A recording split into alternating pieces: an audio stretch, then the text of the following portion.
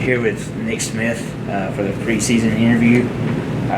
You've had one full season under your belt as a coach, and what have you and your family enjoyed as a part of Concordia and Seward so far? I think it's just been the overwhelming welcoming in the sense that we have joined the community and assimilated really quickly.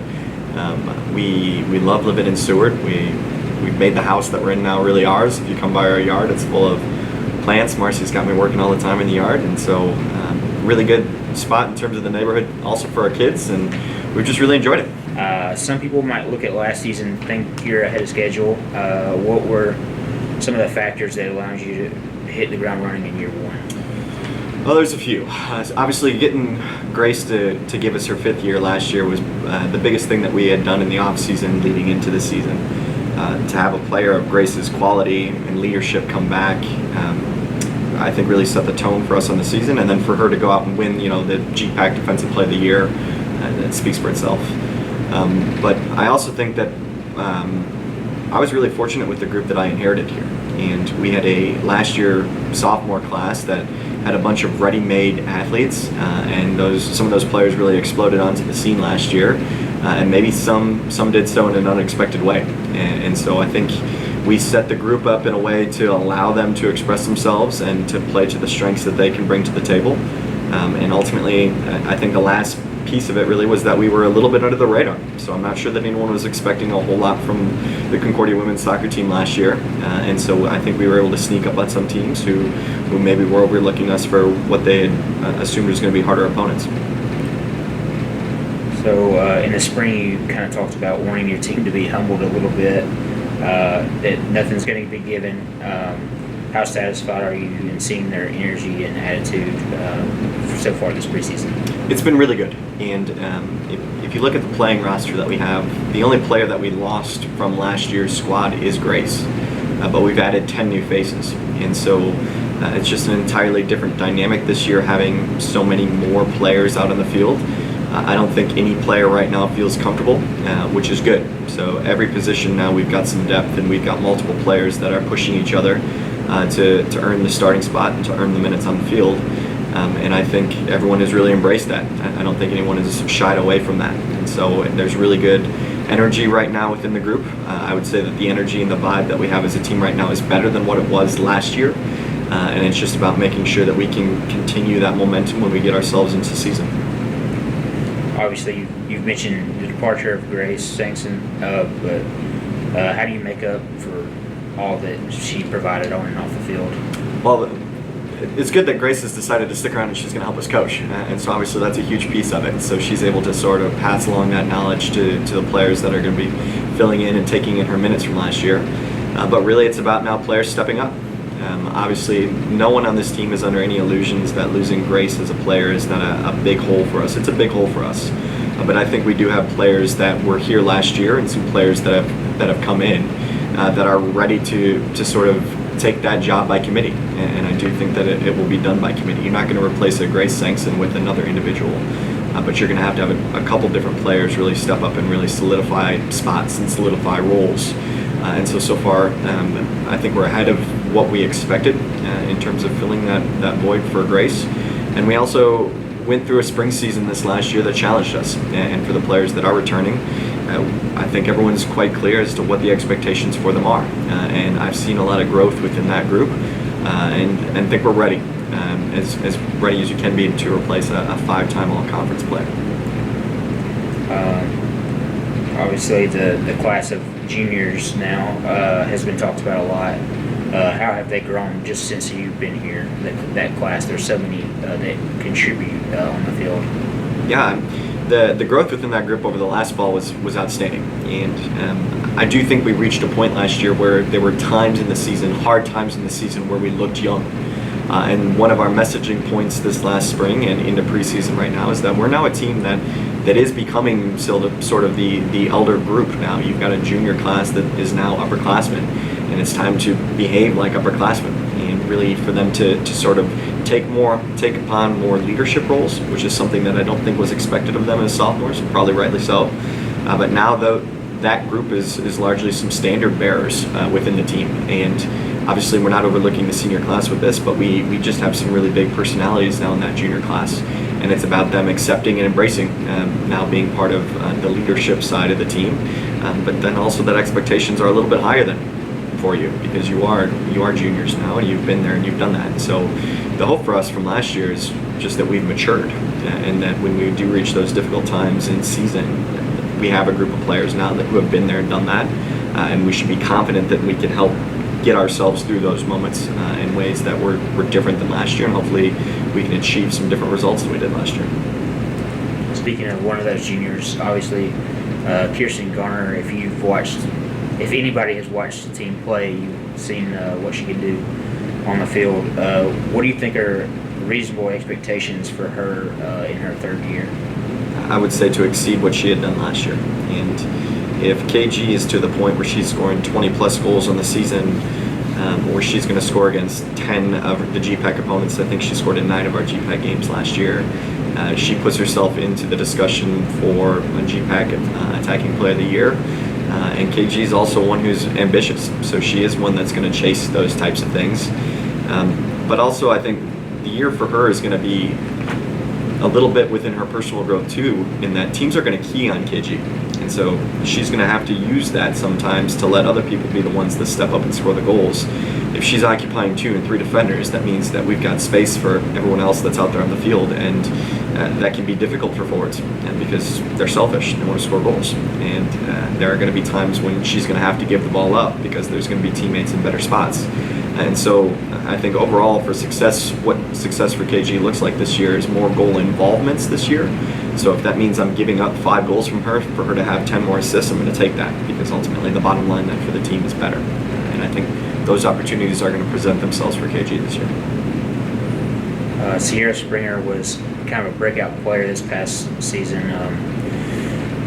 What example does that kind of set where like somebody can grow from one year to the next for your team? She's a great example. So she was one who wasn't even starting in the season, and we had gotten to game number 6, I think it was Nebraska Wesleyan last year, where she ended up having a goal and 2 assists in that game, and really started to earn a starting role, and then from there really kicked on, and for the rest of the season sort of made that spot hers.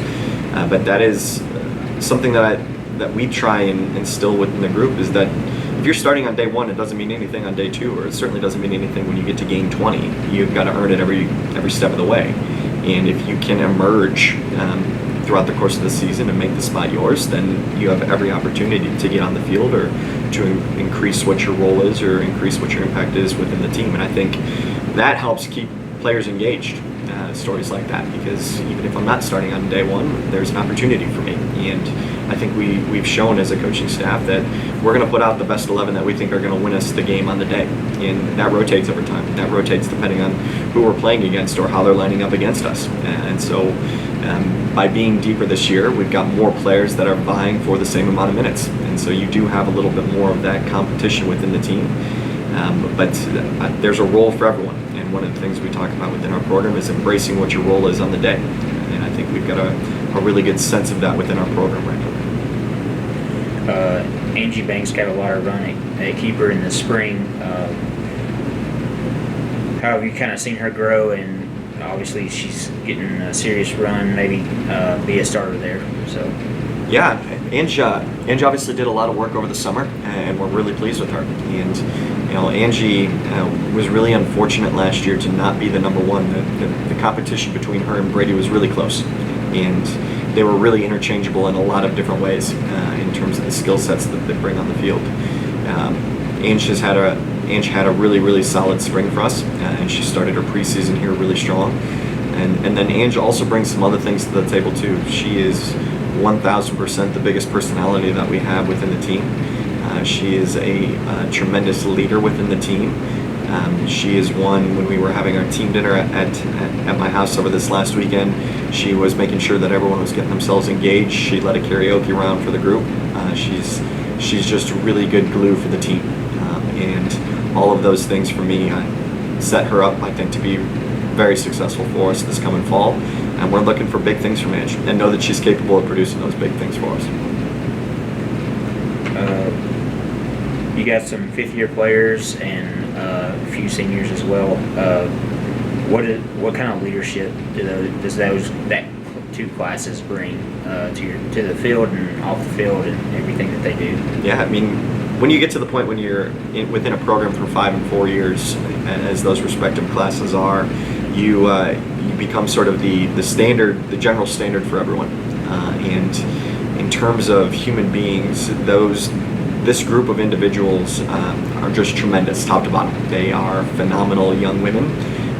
They could not be better examples for anyone that's coming into the women's soccer program here at Concordia. They are tremendous ambassadors for what the women's soccer program is, and we rely on them heavily from the leadership side. And I can just say personally, as a coach that's come in and inherited these groups, obviously they weren't recruited by me and didn't choose to come play for me here. They have been nothing but outstanding for me to work with every day, and I'm just so thankful that they gave me a chance when I came in, and we are a better program for them, for having them within our program. We would certainly be at a loss if this group was gone, and so excited for them in their senior season. I think this is one where everyone within the team right now is excited about, I think, what we could achieve this year. And I know that group wants to go out on a high, and they're working very hard right now to make sure that we're trending in the right direction and ultimately successful at the end of the season. Expectations are naturally higher after you finished second last year. Preseason poll came out. It's number 2, which is expected from last year. From the previous year, it was 5th. How do you see your team embracing those expectations and learning how to take that in stride? We don't have a choice. And so the idea for us is that we want to be successful. And if you talk to anyone who was a part of our team last fall, when we did lose that game in the semifinals at GPAC last year, that stung. And that's a sting that hasn't healed itself. And I think that's a big motivator for us. Everyone within the team right now understands that we're deeper. Everyone in the team right now understands that we've got a lot more internal competition, and our top to bottom depth has improved from last year into this year. And so I think we have every opportunity to be as successful or more successful than what we were last year. But we're constantly messaging 2 things to them right now. Is that one, no one now is going to overlook Concordia. So we had our surprise year last year. Teams won't do that to us this year. We're going to be circled, and teams are going to give us their best shot. But then 2, we've got to be able to embrace what those expectations are now. And so after achieving what we did last year, a second place finish in conference, we have expectations that are higher than last year. And there comes a different type of pressure within the team that because of those expectations. And it is just about how we, on the mental side, really manage what those expectations are. And part of that goes into the growth and us maturing as a team and understanding that not every moment, not every game is going to have easy moments, and that we're going to have to struggle through some times, but we're going to have to rely on ourselves to get through those moments, and we're going to have to rely on ourselves to really grow and to push through those tough times, so that instead of ending in losses or ties like we had last year, we're pushing those into results where we're getting positive results and wins in games that are trying for us. And I'm excited because I think we've got a group that wants to embrace those types of situations right now, and I'm just I can't wait to get on the field and play against a live opponent. You're a few days into fall camp. You've obviously had some transfers and freshmen. What newcomers have kind of stood out to you so far? Almost all of them. We've been really pleased with the new group that's come in. And so we have a couple transfers. Rosie, who came to us from Jamestown. Abigail is coming to us from a community college in Wyoming. And then Selah, who's coming to us from a community college out in California. All 3 of them are very different players, but all 3 of them have helped raise the level within the team. And then we've had some freshmen true freshmen who've come in and been really impactful in a really, really positive way. And we expected some big things from some individuals, but we've had maybe more than what we expected come in and really emerge as front runners and really pushing for spots right away. And they've also just been a breath of fresh air. So this is not like a typical freshman class at least not one that I've ever experienced. They've come right in and they've assimilated straight away. There's not really a lot of nerve within them. They're part of the group, and they've got some personality that they're bringing to the field, and they're hungry. So they're coming in here with the expectation that there are spots on the table for them to win and minutes on the table for them to earn. and they're doing everything they can right now to make my life difficult and ultimately making a selection as to who's going to be starting and who's going to be getting minutes, which those are good problems to have as a coach. So just getting to more fun questions now. Just what was something you and your family did for fun this summer?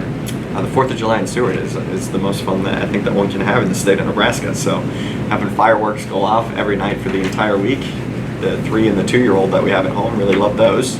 But that was just a fun couple days. So where our house is, the parade gathers right next to it, and so all of the animals and the floats and stuff will be driving by where we are, and kids ended up really loving that. We had some family in town to experience the 4th of July in Seward too, and from what it sounds like, they'll be back next year because they had such a good time. Well, thanks for meeting with me, and could you look at the camera and say "Sco Dogs"? Of course. Let's go Dogs.